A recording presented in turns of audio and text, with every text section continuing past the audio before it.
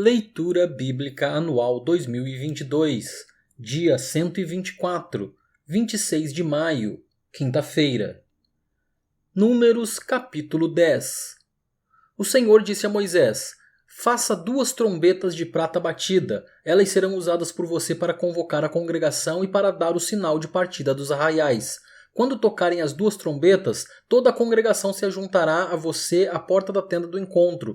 Mas, quando tocar uma só, se ajuntarão a você os chefes, os cabeças dos milhares de Israel. Quando vocês derem um toque de alarme, partirão os arraiais que estão acampados do lado leste.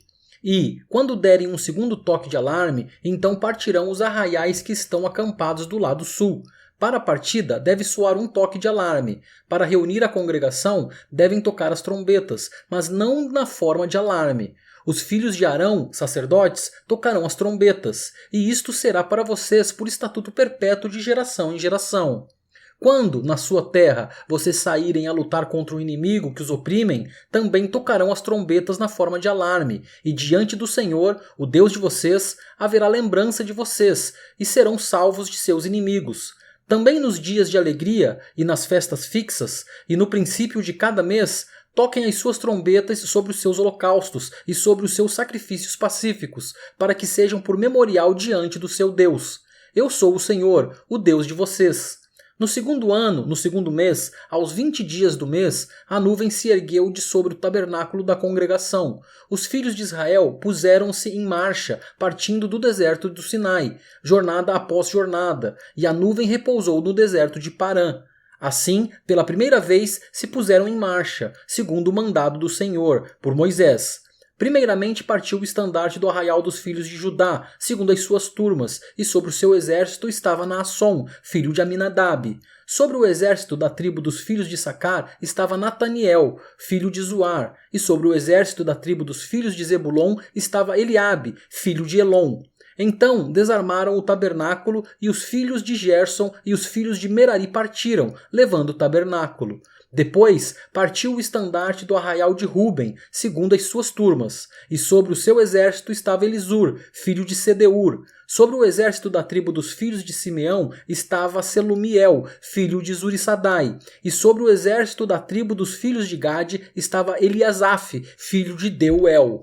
Então partiram os coatitas, levando as coisas santas, e o tabernáculo era levantado até que estes chegassem. Depois partiu o estandarte do arraial dos filhos de Efraim, segundo as suas turmas, e sobre o seu exército estava Elisama, filho de Amiúde. Sobre o exército da tribo dos filhos de Manassés estava Gamaliel, filho de Pedazur, e sobre o exército da tribo dos filhos de Benjamim estava Abidã, filho de Gideone. Então partiu o estandarte do arraial dos filhos de Dan, formando a retaguarda de todos os arraiais, segundo as suas turmas, e sobre o seu exército estava Aiezer, filho de Amissadai. Sobre o exército da tribo dos filhos de Aser estava Pagiel, filho de Ocrã. E sobre o exército da tribo dos filhos de Naftali estava Aira, filho de Enã. Nesta ordem, puseram-se em marcha os filhos de Israel, segundo os seus exércitos. Moisés disse a Obabe, filho de Reuel, o midianita, sogro de Moisés: estamos de viagem para o lugar de que o Senhor disse: eu o darei a vocês. Venha conosco, nós o trataremos bem, porque o Senhor prometeu boas coisas a Israel. Mas Obabe respondeu: não irei, prefiro voltar à minha terra e à minha parentela. Moisés insistiu: por favor, não nos deixe, porque você sabe que devemos acampar no deserto, e você nos servirá de guia. Se vier conosco, faremos a você o mesmo bem que o Senhor Deus fizera a nós. Assim, partiram do monte do Senhor e caminharam durante 3 dias. A arca da aliança do Senhor ia diante deles durante esses 3 dias, para encontrar um lugar de descanso para eles. A nuvem do Senhor pairava sobre eles de dia, quando partiam do arraial. Quando a arca partia, Moisés falava: levanta-te, Senhor, sejam espalhados os teus inimigos e fujam diante de ti os que te odeiam. E, quando a arca parava, Moisés dizia: volta, ó Senhor, para os milhares de Israel. Números capítulo 11. O povo se queixou de sua sorte aos ouvidos do Senhor. Quando o Senhor ouviu as reclamações, sua ira se acendeu, e fogo do Senhor ardeu entre eles e consumiu algumas extremidades do arraial. Então o povo reclamou a Moisés. Este orou ao Senhor, e o fogo se apagou. Por isso, aquele lugar foi chamado de Taberá, porque o fogo do Senhor se havia acendido entre eles. Um bando de estranhos que estava no meio deles veio a ter grande desejo das comidas dos egípcios. Também os filhos de Israel começaram a chorar outra vez, dizendo: quem nos dará carne para comer?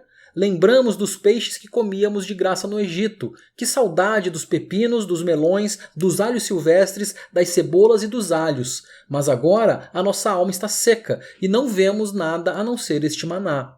O maná era como semente de coentro e a sua aparência era semelhante à do bidélio. O povo ia por toda parte e o colhia. Eles o moíam em moinhos ou o socavam em pilões. Depois o cozinhavam em panelas e dele faziam bolos. O sabor do maná era como o de bolos amassados com azeite. Quando, de noite, descia o orvalho sobre o arraial, sobre este também caía o maná. Então Moisés ouviu como o povo chorava por famílias, cada um à porta da sua tenda. O Senhor ficou muito irado, e Moisés também não gostou daquilo. Moisés disse ao Senhor: por que fizeste mal a teu servo, e por que não achei favor aos teus olhos, visto que puseste sobre mim a carga de todo este povo? Será que fui eu quem concebeu todo este povo? Será que fui eu quem o deu à luz, para que me digas que o leve no colo, como a babá leva a criança que mama, até a terra que prometeste dar a seus pais? Onde eu poderia conseguir carne para dar a todo este povo, pois chora diante de mim, dizendo: dê-nos carne para comer. Eu sozinho não posso levar todo este povo, pois é pesado demais para mim. Se me tratas assim, mata-me de uma vez. Se achei favor aos teus olhos, peço que não me deixes ver a minha miséria. O Senhor disse a Moisés: reúna para mim 70 homens dos anciãos de Israel, que você sabe que são anciãos e superintendentes do povo, e traga-os diante da tenda do encontro, para que estejam ali com você. Então descerei e ali falarei com você, tirarei do espírito que está sobre você e o porei sobre eles, e eles ajudarão você a levar a carga do povo, para que você não tenha de levá-la sozinho. Diga ao povo: santifiquem-se para amanhã e vocês comerão carne, porque vocês choraram aos ouvidos do Senhor, dizendo: quem nos dará carne para comer? A vida era melhor no Egito. Por isso o Senhor lhes dará carne e vocês poderão comer. Não comerão um dia, nem 2 dias, nem 5, nem 10, nem ainda 20, mas um mês inteiro, até que saia pelo nariz, até que fiquem com nojo dela, porque vocês rejeitaram o Senhor que está no meio de vocês, e choraram diante dele, dizendo: por que saímos do Egito? Moisés, porém, respondeu: este povo no meio do qual estou é de 600.000 homens em pé, e tu dizes: eu lhes darei carne, e eles a comerão durante um mês inteiro. Quantos rebanhos de ovelhas e de gado teríamos de matar para que tivessem o suficiente? Ou será que bastaria se ajuntássemos para eles todos os peixes do mar? Porém o Senhor respondeu a Moisés: será que a mão do Senhor se encurtou? Agora mesmo você verá se a minha palavra se cumprirá ou não.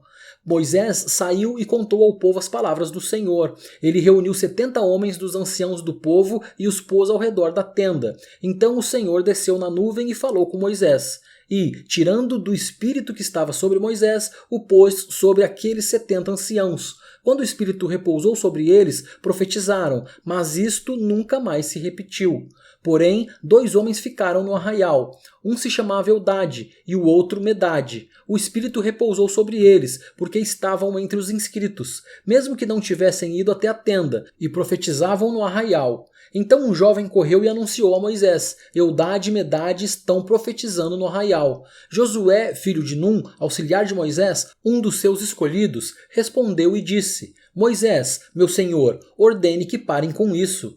Porém Moisés lhe disse: você está com ciúmes por mim? Eu gostaria que todo o povo do Senhor fosse profeta, que o Senhor lhes desse o seu espírito. Depois Moisés se recolheu ao arraial, ele e os anciãos de Israel. Então soprou um vento do Senhor e trouxe codornizes do mar e as espalhou pelo arraial em todas as direções, numa extensão de cerca de 1 dia de caminhada, a uma altura de quase 1 metro sobre a terra. Todo aquele dia e toda aquela noite, e também no dia seguinte, o povo se levantou e recolheu as codornizes. O que menos recolheu teve 10 montões, e as estenderam para si ao redor do arraial. Enquanto a carne ainda estava entre os seus dentes, antes que fosse mastigada, a ira do Senhor se acendeu contra o povo, e o feriu com uma terrível praga. Por isso, aquele lugar foi chamado de Quibrote Ataavá, porque ali foi sepultado o povo que teve o desejo das comidas dos egípcios. De Quibrote Ataavá, o povo partiu para Azerote e ali ficou. Números capítulo 12. Miriam e Arão falaram contra Moisés por causa da mulher cuxita que este havia tomado, pois ele tinha tomado uma mulher cuxita, e disseram: será que o Senhor falou somente por meio de Moisés? Será que não falou também por meio de nós? E o Senhor ouviu o que eles disseram. Moisés era um homem muito manso, mais do que qualquer outro sobre a terra. Imediatamente o Senhor disse a Moisés, a Arão e a Miriam: vocês três dirijam-se à tenda do encontro. E os três foram até lá. Então o Senhor desceu na coluna de nuvem e se pôs à porta da tenda. Depois chamou Arão e Miriam, e eles se apresentaram. Então o Senhor disse: ouçam agora as minhas palavras. Se entre vocês há um profeta, eu, o Senhor, em visão me faço conhecer a ele ou falo com ele em sonhos. Não é assim com o meu servo Moisés, que é fiel em toda a minha casa. Falo com ele face a face, claramente e não por enigmas, pois ele vê a forma do Senhor. Como, pois, vocês não tiveram medo de falar contra o meu servo, contra Moisés? E a ira do Senhor se acendeu contra eles, e ele se retirou. Quando a nuvem se afastou de sobre a tenda, eis que Miriam estava leprosa, branca como a neve. Arão olhou para Miriam, e eis que ela estava coberta de lepra. E Arão disse a Moisés: ah, meu senhor, não ponha sobre nós este pecado, porque agimos de forma tola e pecamos. Não permita que Miriam seja como um aborto que, saindo do ventre de sua mãe, tenha metade de sua carne já consumida. Moisés clamou ao Senhor dizendo: ó Deus, peço-te que a cures. O Senhor respondeu a Moisés: se o pai de Miriam tivesse cuspido no rosto dela, não seria envergonhada por 7 dias? Que ela seja encerrada 7 dias fora do arraial e, depois, trazida de volta. Assim, Miriam foi detida fora do arraial durante 7 dias e o povo não partiu enquanto Miriam não foi trazida de volta. Porém, depois, o povo partiu de Azerote e acampou no deserto de Parã. Números capítulo 13. O Senhor disse a Moisés: envie alguns homens que espiem a terra de Canaã, que eu vou dar aos filhos de Israel. Enviem um homem de cada tribo de seus pais, sendo cada qual chefe entre eles. Moisés os enviou do deserto de Parã, segundo o mandado do Senhor.